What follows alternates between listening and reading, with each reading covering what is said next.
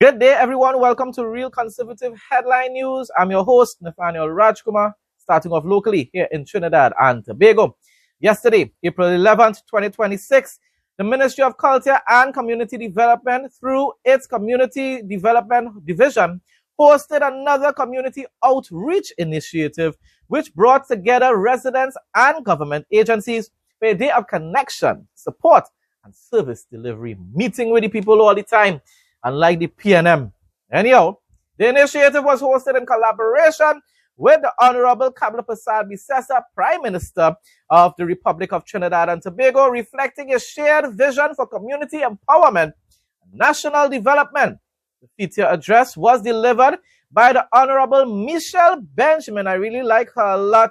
I think she needs to be promoted in the United National Congress as time goes by to a higher position. Minister of Culture and Community Development, who reaffirmed the ministry's commitment to strengthening communities through meaningful partnerships and accessible programs.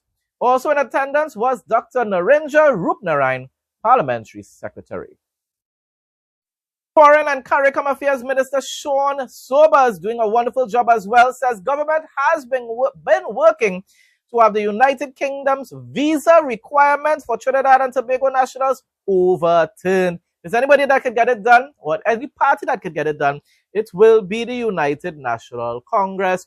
Although, you know, we could have that radical leftist government in England right now, just knowing that the UNC supports America and Trump, they might just decide to just fight us and still say no just because of that. He said the former government failed to follow up. We all know that. PNM failed to do everything. They failed to govern the country. All they told people to do was wean off the government at a whole strain until 2027, when prosperity was supposed to come via the mighty Morphin Ghanayam, which was going to feed the nation and reduce the import bill. Lord Father, he made the statement as he contributed to the debate on the Advanced Passenger Information and Passenger Name Record Bill 2026 in the lower house on Friday. I hope he succeeds nevertheless. In terms of the meetings that I called out that were had with the former members of the government, nothing materialized from those meetings. And that is on the record, and that is the reason why, as soon as we got into administration on May the 7th, a mere couple days after winning the election, myself, the Minister of Homeland Security, and the Minister of Defense had a meeting with the High Commissioner, and we got to work immediately.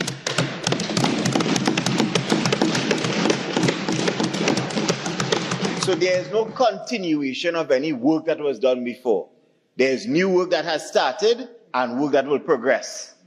And all of the waste of time and old talk that was being done before, the UK recognizes that Trinidad and Tobago under this administration is serious.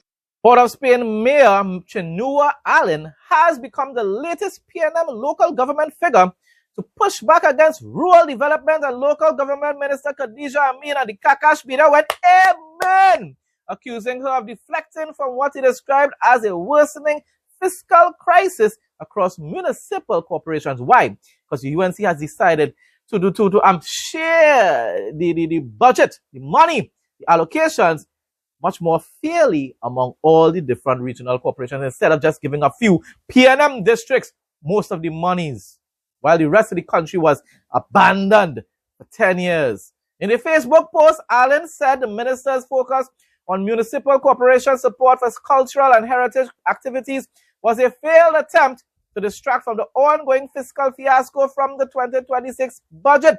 He added, here's the naked truth. All corporations are short of money to pay public servant salaries and or NIS contributions. Allen claimed that the city of Port of Spain would be unable to meet salary or NIS obligations after May 2026. He said at least one corporation had not paid traveling allowances since August of 2025. My response, all of a sudden, these patriots are no longer willing to hold strain or to make sacrifices for their country. Coal pots, bicycles, and giving up macaroni pie is no longer acceptable. How come? The reality is that PNM patriots consider their political party to be their country, God, and tribe. This is why they accuse everyone else of being racist, unpatriotic, and ungodly when we condemn the great PNM, especially when they're ruling our nation. You talk about you can't pay people NIS and whatsoever. Why you don't cut back on some of the other stuff that was mentioned? I saw the I don't know what to call it, the chart. I saw the chart that showed all the different monies that were allocated for different purposes in the Port of Spain City Corporation. Reduce the spending monies for those particular areas that doesn't even sound so necessary so that you can pay people NIS and stuff like that. And you're acting as though all other regional corporations were properly funded under the PNM, which is a lie. It's a blatant lie because nothing was being repaired, right? Roads are supposed to be fixed by regional corporations were not able to be fixed because they were underfunded all here in Sandy Grande and throughout the whole of Trinidad and Tobago. Only a few eater food areas that are PNM controlled benefited, and even those places were still neglected because monies were probably just being used for purposes that it shouldn't be, just like now. And that's why I go back to just my first point. The allocation that you were given, try to find a better way to budget it instead of complaining, because at the end of the day, all the UNC has done is giving a little more money, and still you're getting a whole lot more than a lot of other regional corporations. They're giving a little more money to other regional corporations around Trinidad and Tobago so that they can manage the affairs of the people within their constituency and districts. Weather report for Sunday, April 12th, Trinidad and Tobago. General conditions. The day is expected to be mainly sunny and breezy with a low chance of brief, passing showers. A mild concentration of Saharan dust remains in the atmosphere. Temperature and heat. The high temperature will be 31 degrees Celsius to 32 degrees Celsius. The low temperature will be around 24 degrees Celsius. The maximum heat index is expected to reach 34 degrees Celsius. Winds and seas. Winds will blow from the east to northeast at 5 to 35 kilometers per hour. Sea conditions are moderate with waves in open waters at 1.5 to 2.0 meters and waves in sheltered areas at 0.5 to 1.0 meter. Sun and tide times. Sunrise is at 5:53 a.m. and sunset is at 6:14 p.m. High tide will occur at 4:32 a.m. and 5:48 p.m. Low tide will occur at 11:21 a.m. and 11:14 p.m. Regional news now. President Dr. Irfan Ali and Prime Minister of Trinidad and Tobago, Kamala Persad-Bissessar, have decided to create a joint working group focused on investment and trade.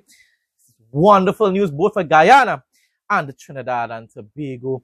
This was a clear result of their meetings in Port of Spain on Friday, which both leaders called a turning point in the relationship between the two CARICOM neighbors, the greatest leaders in the Caribbean at this point in time.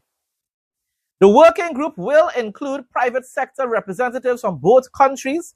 Its goal is to break down long-standing trade barriers, improve competitiveness, and unlock new development opportunities in both economies. This agreement is the most organized bilateral framework the two countries have committed to in recent years because, of course, under the PNM, you wasn't going to really see that. It shows a clear move towards a wider and more diverse partnership. Importantly, both leaders agree that the agenda should extend beyond the energy sector, which is important. We should be communicating with each other when it pertains to agriculture as well, and probably even tourism. Vendors at Charles Gordon Market in Montego Bay, Jamaica, are once again crying foul against the St. James Municipal Corporation over the market's condition and accusations of unfair treatment by the municipal authorities following the confiscation of several vendors' carts and other items on Friday morning. No matter where you go, these police, whether it's municipal police or whatsoever, always going after the poor man. You want crime to be reduced, though, but people trying to earn an honest living and you're going after them, or because you want to keep the place clear, road clear, and all kind of nonsense. You shouldn't have people blocking up the free passageway. But once they're at the side of the roads and they're not disturbing anybody, this nonsense about this vending thing, I'm telling you, there needs to be revised laws when it pertains to vending. I've explained this over and over again before I go on with the reports there. I've said this over and over again in my videos. A lot of the times where you place these markets, even here in San Grande, it's positioned in a place where when people going home, unless they actually intend to go to the market, they are not going to do so. That is why a lot of these vendors prefer to sell their products at the side of the main road, at the side of the streets in San Grande, or whether it's Port of Spain or Marima or wherever. Because a lot of the times, while people are going home and they see nice vegetables or whatever other items being sold, they decide, you know what, I'm going to buy this one time. They were not intending to do so, but they decide that, you know what, I really need it today. I had no intention to do it today. I would have probably waited until Saturday, when it's market day. But they decided to buy it one time. So at the end of the day, that's why a lot of market vendors do that. Remember, a lot of the times we're living in an economy, whether it's Jamaica or here in Trinidad and Tobago, where people's purchasing power has been significantly reduced in recent times, in recent years. And therefore, unless they actually need to spend money, they're not going to do so. But as I said before, a lot of the times while going home, you really don't have that much money, but you see something and you say, you know what? That looks nice, I'm going to buy it one time. That's why I keep saying over and over again. As long as they're at the side of the road or side of the building and they're not obstructing the free passageway, which most of the times they're not, you should not be arresting vendors and confiscating their items, police officers, whether it's Trinidad and Tobago or in Jamaica. Getting back to the news report though, while members of the St. James Municipal Police were busy hauling away carts, wooden pallets, and stalls, some vendors argued that they are being expected to ply their wares inside the facility, which they say is unsanitary and unsafe for themselves and shoppers. They pointed to pieces of iron hanging from the market's roof, which was extensively damaged by Hurricane Melissa, as well as unkept bathrooms. I can imagine what they mean by unkept. Lord Father. And clogged drains a few feet from the Higglers where Higglers sell food items.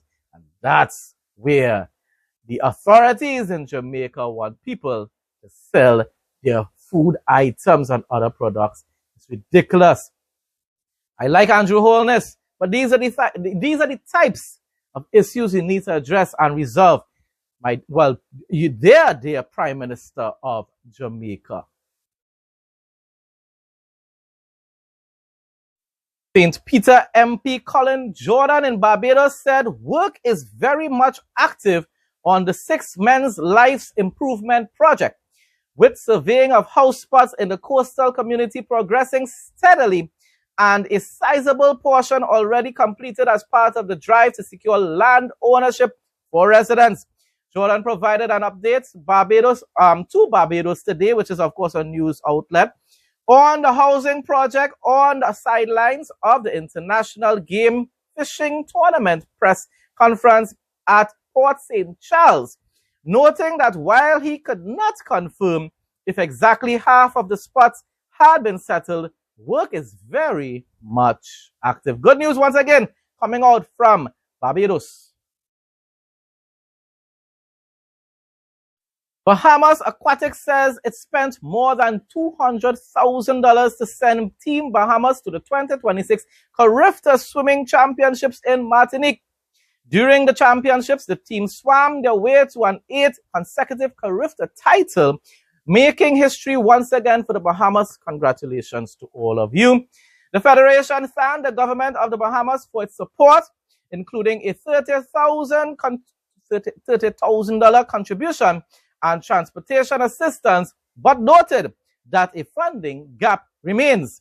Officials said the shortfall is typically covered through charter seat sales and corporate sponsorships, stressing that continued investment is key to supporting Bahamian athletes competing internationally. Yes, people, the government needs to do more, whether it's in Bahamas or here in Trinidad and Tobago. You want them to excel, then invest in their training and so forth. And also when they need to go abroad to be able to participate in those events, make sure that they are well funded. International news now. President Donald Trump says the U.S. is now starting the process of clearing out the Strait of Hormuz, whether Iran likes that or not. Well, it's not about Iran, you know. Iranian people, the Persians, basically want to be liberated from the jihadist Ayatollah regime.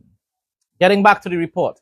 Trump says the U.S. is now starting the process of clearing out the Strait of Hormuz to help reopen the flow of oil out of the Persian Gulf, adding that many countries are now turning up to America to load up with oil. The Artemis II crew flew 700,237 miles, reached a peak velocity of 24,664 miles per hour. Wow! When we just go in a few miles per hour, it feels like, whoo! So you can imagine that kind of speed. And landed within a mile of target. NASA says landed back on Earth, safe and sound, thanks to God.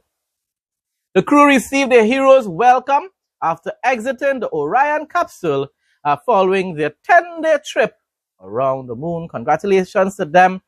And of course, the flat earthers will be having a field day. Oh gosh, they will be online making all kind of videos debunking and spreading all kind of conspiracy theories, saying, oh, it is all about AI and all about this and all that kind of utter nonsense. So now they can't explain how their little moon and their little sun up in the sky right there could ensure that there are seasonal changes here in Trinidad. I mean, here in the entire world, and even here in Trinidad and Tobago. We see for itself, ourselves, how certain times of the year the sun shifts and we see the shadows changing its position by buildings and so forth. And it is when they have those little tiny sun and tiny moon with their diagrams. If you shift it a little bit, matter of fact, where it is positioned in the first place in all the diagrams, it never shines sun in particular areas where it needs to at all the time. Some areas end up with no sun at all. Some areas end up with sun all the time, which is not how it works on Earth here in reality. And definitely, if you have to shift it anymore to have seasonal change, their diagrams are even going to end up getting messed up more than it is at this point in time. Oh my goodness, people. You're believing about it, have some kind of wall around the Earth. Go and find it, man. In this day and age, and the kind of technology we have, and drones and all kind of thing like that. And then coming up with the conspiracy theory that there are holes in the battleships and all kind of thing, preventing people from reaching the end of the Earth. Mad nonsense. Total, utter nonsense. And it's sad to see that even Christians are believing that type of propaganda, that the Earth is flat in this day and age. Integrity and her crew, 4 astronauts, flew 700,237 miles. We reached a peak velocity of 24,664 miles per hour. We hit our flight path angle target within 0.4%. We flew an entry range of 1,957 miles, and we landed within less than a mile of our target. Israel's Prime Minister Benjamin Netanyahu, the modern-day Jehu of the Bible, said, Spain defamed our heroes, the soldiers of the Israeli army, the army with the highest moral standards in the world, and he's 100% correct. While all other armies don't ever warn their enemies to evacuate certain areas to ensure that civilians leave in time, Israel does that over and over again. And it's not because of pressure by the world, it's because that's just who they are. Therefore, I have ordered the expulsion of Spain's representatives from the coordination center in Kiryat Gat after Spain repeatedly chose to oppose Israel. Well done, Prime Minister Benjamin Netanyahu. Went on to say, whoever attacks the state of Israel instead of terrorist regimes will not be our partner with regard to the future of the region. I'm not willing to tolerate this hypocrisy and this hostility. You know it is to be in people's country and bad talking it. No, get out, get out. I do not intend to allow any country to wage war, a political war against us without having to pay the price for it. Well done again, Prime Minister Benjamin Netanyahu. Now for the interesting facts segment. Science shows a powerful connection between a mother and child that goes beyond emotion through a process called chimerism Cells are exchanged during pregnancy. While fetal cells enter the mother's body, maternal cells also pass into the developing baby and can remain for decades, even a lifetime. Researchers have found these cells in the brain, blood, and organs where they may help with healing and immune support. Only God could have been able to design things in such a way for that to happen. It's a remarkable reminder that a mother's presence isn't just felt emotionally, it can exist physically long after birth. Isn't that an amazing fact?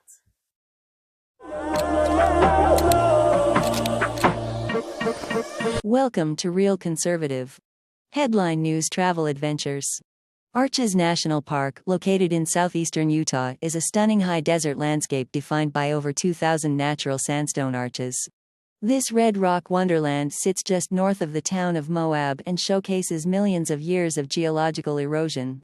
The park's fiery orange and deep red formations, set against the backdrop of the snow-capped La Selle Mountains, create some of the most iconic vistas in the American Southwest. The park's centerpiece is the world-famous Delicate Arch, a 46-foot freestanding span that has become a symbol of Utah. Beyond this landmark, the windows section offers a dense collection of massive structures like Double Arch and Turret Arch, while the Devil's Garden Trail leads visitors to Landscape Arch, one of the longest natural stone spans on Earth. The 18-mile scenic drive provides easy access to these sites, alongside towering spires and precariously balanced rocks. Visiting Arches requires preparation due to its extreme desert climate. Spring and fall offer the most comfortable hiking weather, whereas summer temperatures frequently exceed 100 degrees Fahrenheit. Since there is no food or gas within the park, visitors typically base themselves in nearby Moab.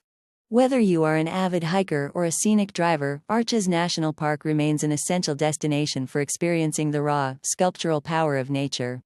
Hope you enjoyed today's video, and we'll see you again tomorrow as our journey around the world continues.